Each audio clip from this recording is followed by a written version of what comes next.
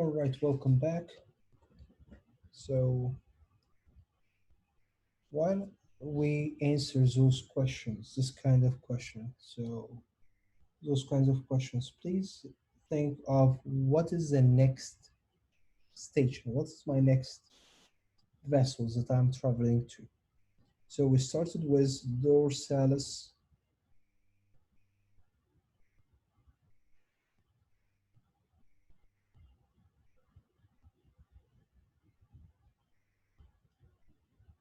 pedis vein on the left side.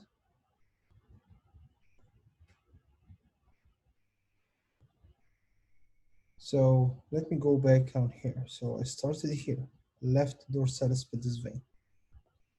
What is my next vein that I'm traveling through? Where do I get drained as dorsalis pedis vein? Anterior tibial vein. So my next station is going to be my anterior tibial vein. And we are on the left side, so it's going to be left as well. What's my next step? I pass from anterior tibial vein to my left popliteal vein. So it's going to be my left popliteal vein. Left popliteal carries the blood to what vein? To travel up in the thigh. This is my left femoral vein.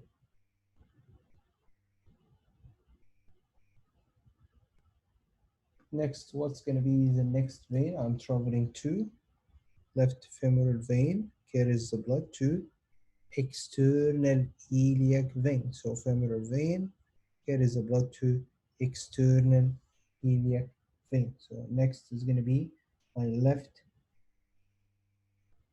external iliac vein. What comes next? External iliac, remember, drains into common iliac. Do I need to mention internal iliac? No, you don't. Because simply the blood did not pass from external iliac to internal iliac. It kept going up. So the next vessel I'm draining to is going to be the common iliac vein.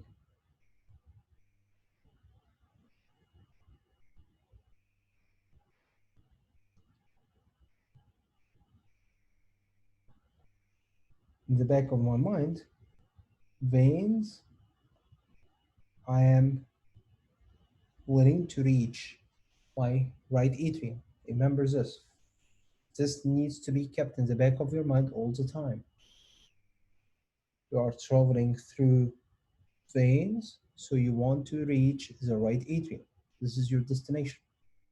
You cannot travel from a vein to an artery directly. So I cannot jump from left common iliac vein to left common iliac artery. I can't do this. I need to keep going until I reach the left ventricle for me to get to the arteries. All right, so what is my next vessel? I will be draining this blood in. If I was located in the left common iliac vein, it drains up into my inferior vena cava.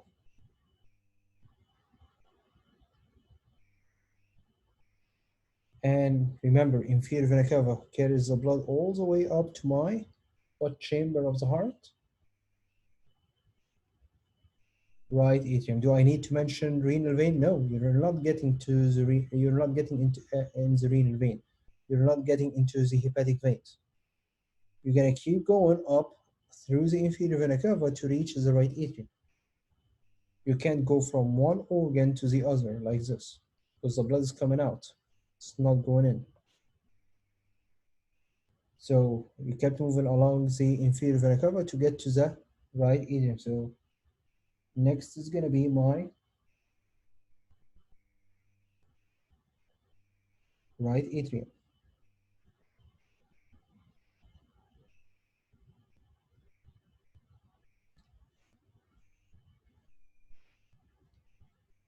What's next? So I need to pass through the heart and lungs. So let me stop at this point and I will recall what did we mention here about the pulmonary circulation. If you remember,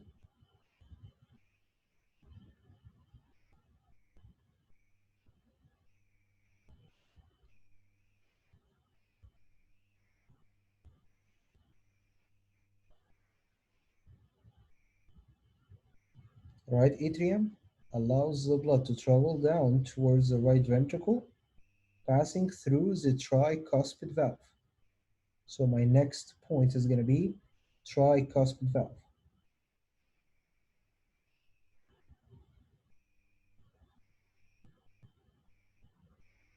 Next is going to be my right ventricle.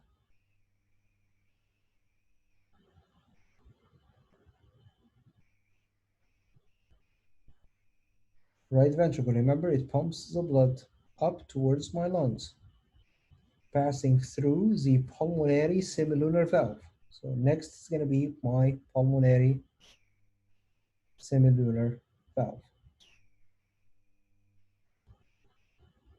Pulmonary semilunar valve will allow the blood to travel through the pulmonary trunk.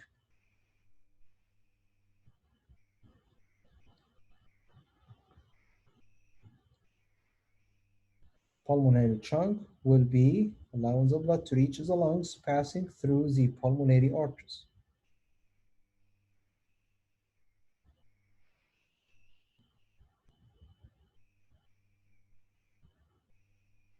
As I get to the lungs, so my next station is going to be lungs. Lungs are going to be drained through pulmonary veins.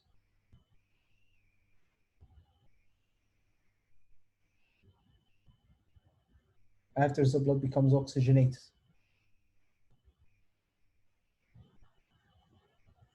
Pulmonary veins will get the blood to my left atrium.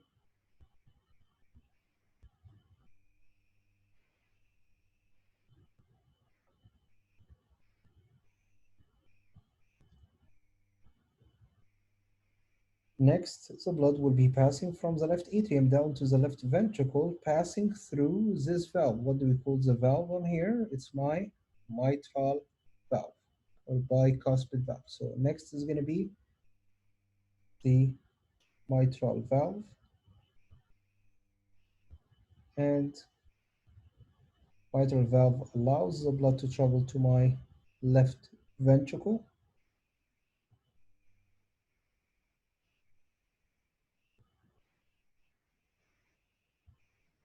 Left ventricle pumps the blood out, passing through the aortic semilunar valve.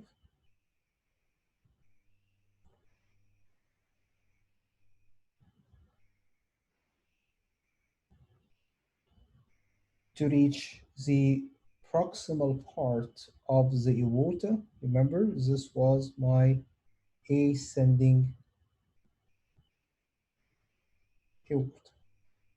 I want you, when you get to the ascending aorta, look back at your question. So where am I willing to go? I'm going to the dorsalis pedis artery.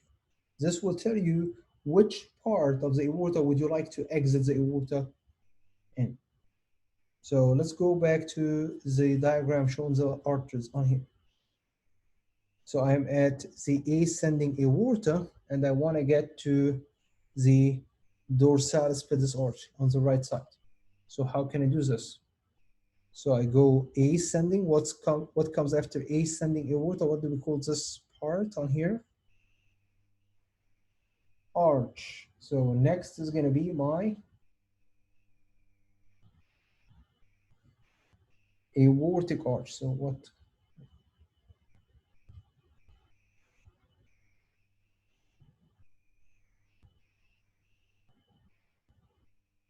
Do I need to get out in the aortic arch? I'm going to the lower limb. Aortic arch, remember, it supplies the arm and head. Supplies the arm and head. Do I need to exit here the aorta through the aortic arch? No, I keep going. So you go aortic arch and then you go descending aorta.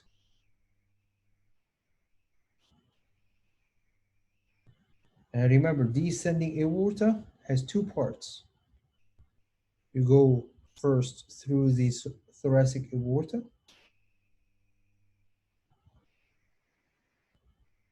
and then abdominal aorta.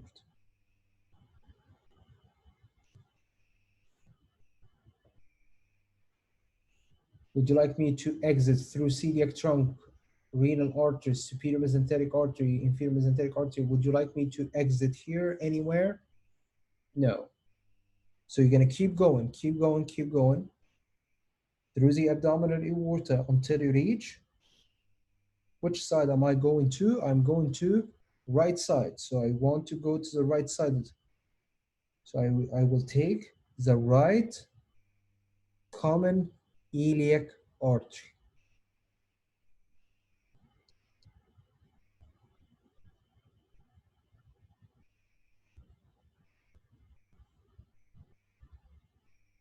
Then what's going to be next? I want to go not to the pelvis, not to the pelvic organs that will be supplied by internal. So I don't need to mention internal iliac.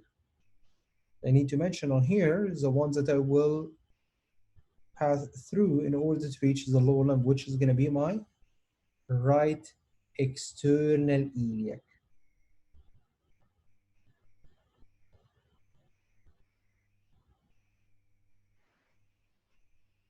Remember, right external iliac is going to be passing below the inguinal ligament to become the femoral arch. So we're going to become here, we're passing from right external iliac artery to right femoral arch.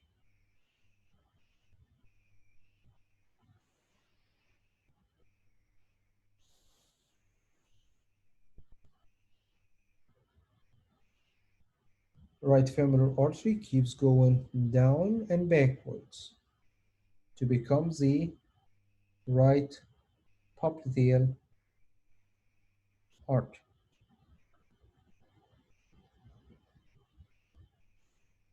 Right popliteal artery, in order for me to reach the dorsalis pedis artery, what will I need to travel through? I need to travel through the anterior tibial arch. So I will get, my next station is going to be my right anterior tibial artery. And finally, I will reach my right dorsalis pedis artery, which is my destination.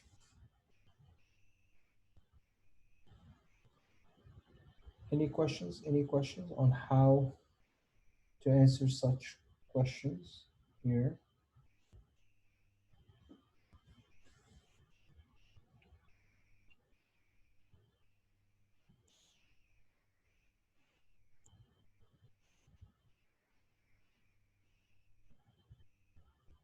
Any questions? Any questions?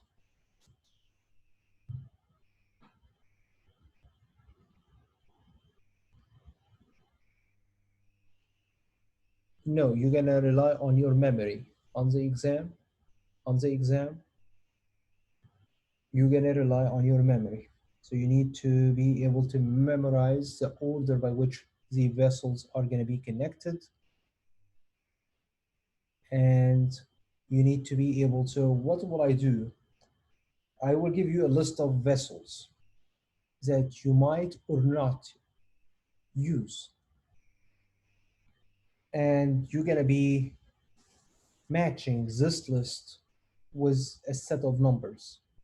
So I will tell you, you are traveling from this point to that point, and you're gonna be doing, for example, I will give you a list of numbers 1, 2, 3, 4, and so on. And you're gonna have a long list of vessels that you're gonna be using. So you're gonna need to put them in order. So you're gonna put 1, 2, 3, 4. You might have some on the list that you will never use to answer the question. All right, this is how the question is going to be addressed to you on the exam.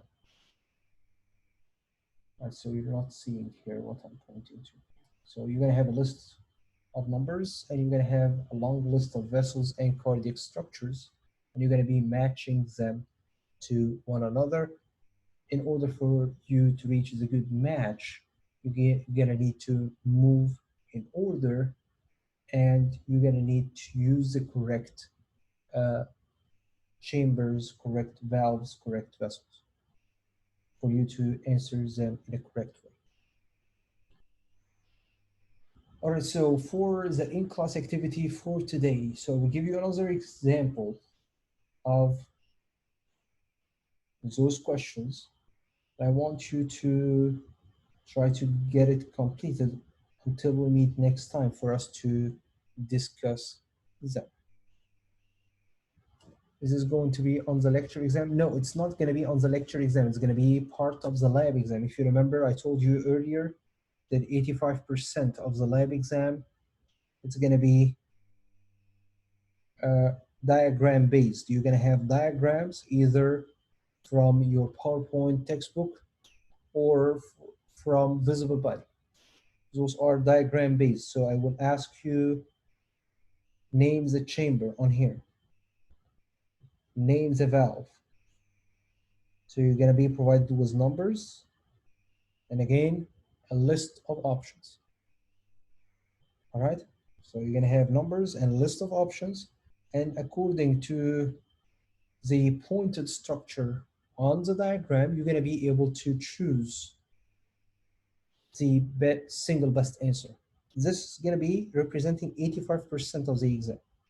Lab exam. 15% to 20% of the exam are going to be in the form of blood pathways like this, like what we've just seen. All right, so those blood pathway exercises are going to be on the lab exam, representing between 15 to 20% of the lab exam grade. The remaining 80% to 85% are going to be in the form of diagrams that you're going to be identifying different structures on. For the lecture exams, they are similar to your Q banks, similar to your chapter quizzes. And those are not proctored. So proctored ones are the lab exams, and for this specific lab exam, the cardiovascular lab exam, you're going to have diagram-based questions and the blood pathway questions. Is this clear for everybody? Again, blood pathway is going to be on which exam? I'm waiting for answer. Lab, right? The proctored lab exam. All right, so let's have another exercise, and this is going to be your in-class activity for today for you to complete, and we're going to discuss it at the beginning of next class. So your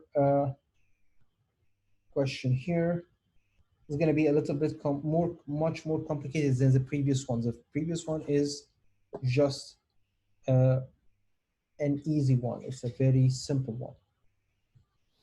All right, so a person did ingest alcohol, and this has altered his consciousness,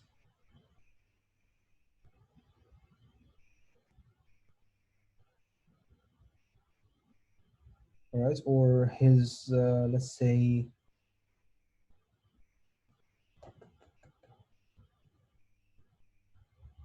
his motor coordination,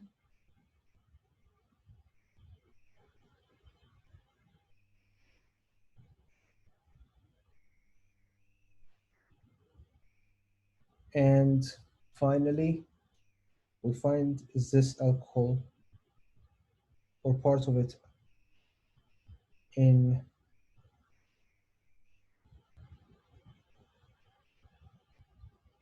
the urine, although it's not correct, but it's gonna be what we are looking for.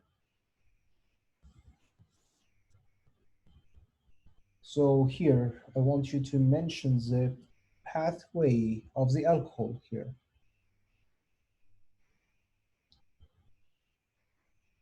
From being ingested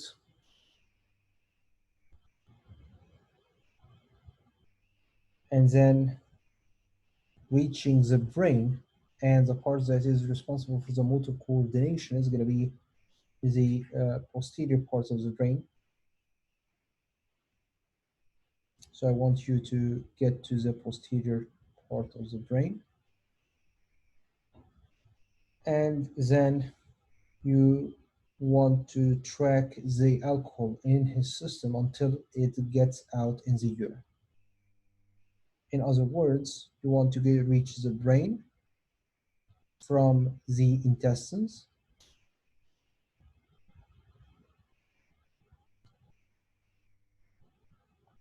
and finally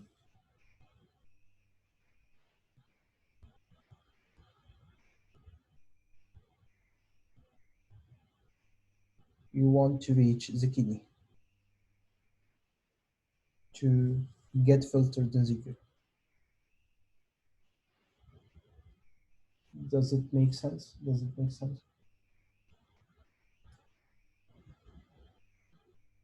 Yeah, this is a question. You're gonna need to mention the blood vessels,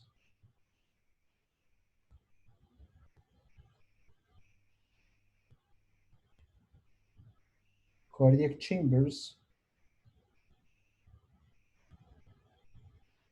valves, and organs that the alcohol will pass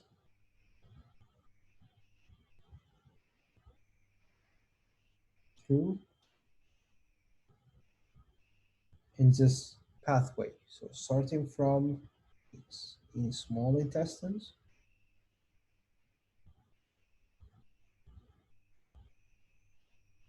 to the brain, and then from the brain to the kidney.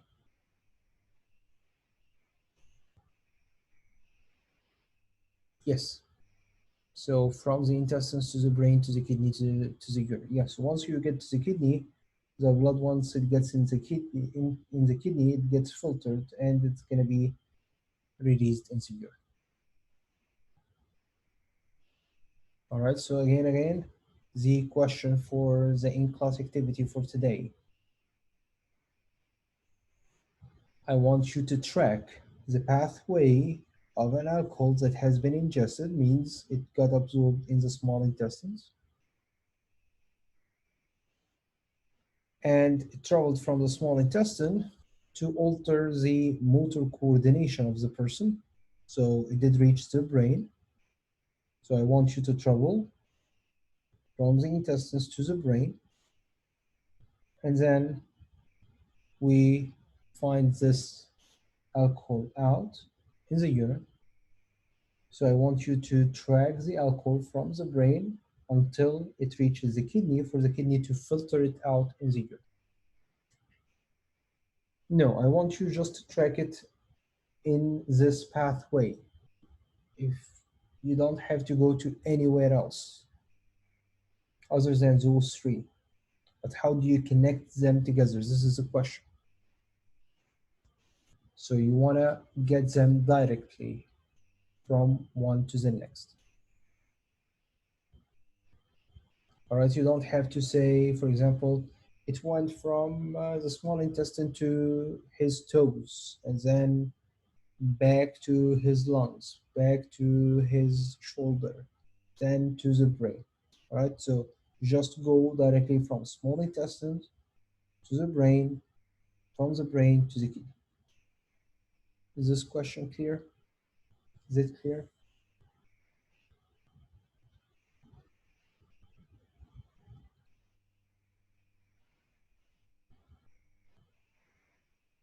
Yes, no.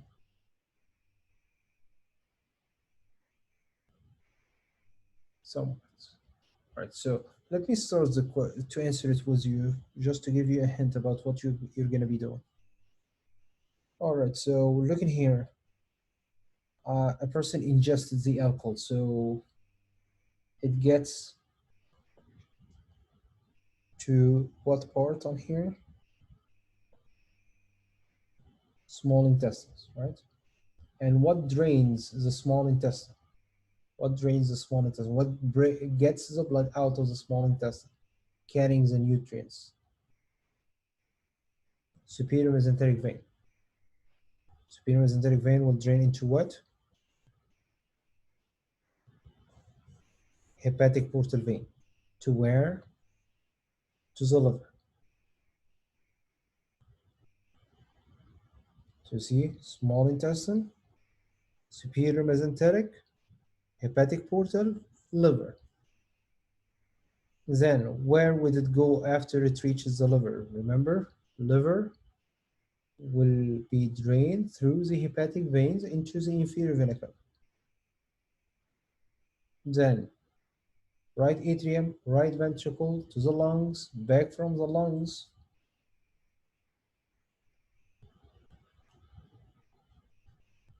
Back from the lungs, you're gonna go to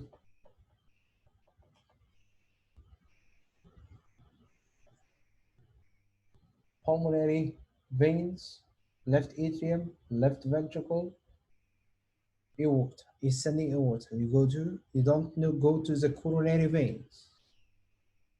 Don't go pulmonary veins. So left atrium, left ventricle, and then aorta. Then here, when you get to the aorta, what do you need to do? Remember, you need to ask yourself, where am I going? I'm going to brain.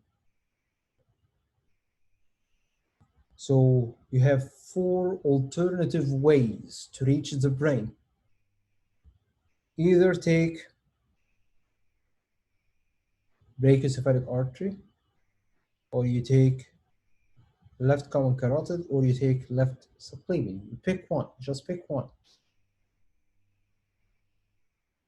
So you go ascending aorta, aortic arch. Let's say the easiest one of them is going to be to travel through the right common carotid. This is a short pathway. So I travel right common carotid, right internal carotid, or I'm sorry, left common carotid, left internal carotid to the circle of Willis, and then I'm going to the posterior part of the brain. I'm altering the consciousness. So I will be delivering the blood from the circle of Willis to my posterior cerebral artery. I'm done with the brain part here. How do I get back from the brain to reach my kidney? How do I move from the brain to the kidney? I need to drain the blood from the brain. Can you remind me, what is the vein that drains the blood from the brain?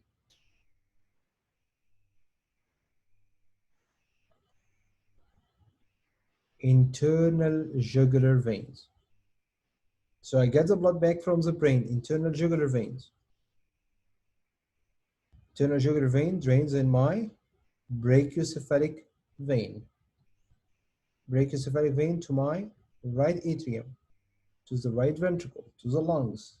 Same would be the same. So you're gonna need to pass through the pulmonary circulation another time.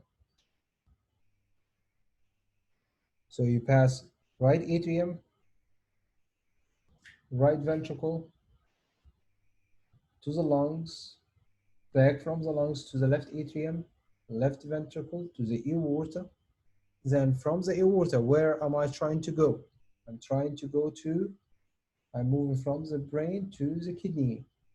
So I will go here, ascending, again, arch. Descending, I pass thoracic, abdominal, and then renal arch. To the kidney will filter the toxin and will appear in the urine. So you're going to be passing through the heart and lungs 2 times. All right? Does it make sense now? Does it make sense? It needs practice. It needs a lot of practice for you to be able to master this type of exercises. You need to practice it a lot. You need to practice it a lot. All right? You need first to memorize. You need first to memorize those names. You need to know what are the branches of the different vessels, either veins or arteries, and where the blood is going to be going from one to the other. This is very basic first things that you need to do. After that, start working on such questions. Using a diagram. So keep a diagram open in front of you while you are practicing first. And then later on, after you you answer multiple exercises, you would be able to just not look at the diagrams anymore, and you can recall the information without using a diagram. But I highly recommend you to start first to answering those questions while you are looking at the diagrams. And then as you practice, you will find yourself not in need of using a diagram to answer those questions. All right, this is not a type of questions that you will be just studying the day or 2 days before the exam. So you're gonna need to keep practicing those kinds of questions until the day of the exam. All right.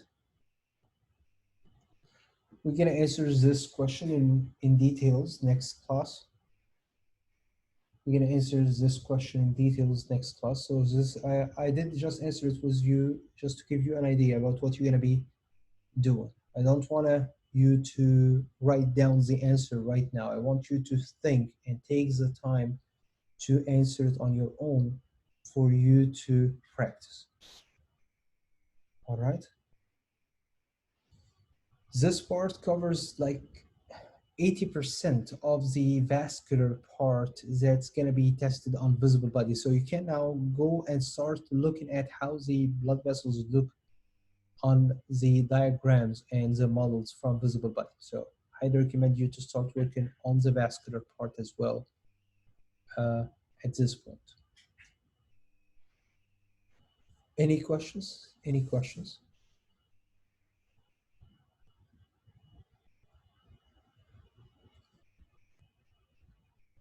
All right, thank you so much for making it to the meeting today, and sorry for not using all the stuff at the beginning of the class today.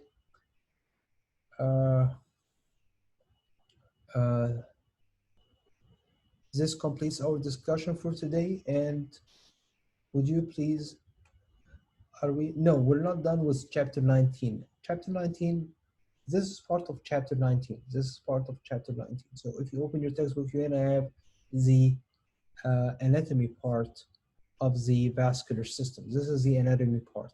Still, we're gonna have two parts of the vascular system. We have the histology part and we have the physiology part. So those are not discussed yet, and those are gonna be the regular PowerPoint presentations that we have. But this is gonna be the anatomy part, which we are concerned more with in the lab. All right, but next class we're gonna review this and we're gonna be starting our discussion on the physiology of the vascular system. But we're not done with chapter 19 yet, no.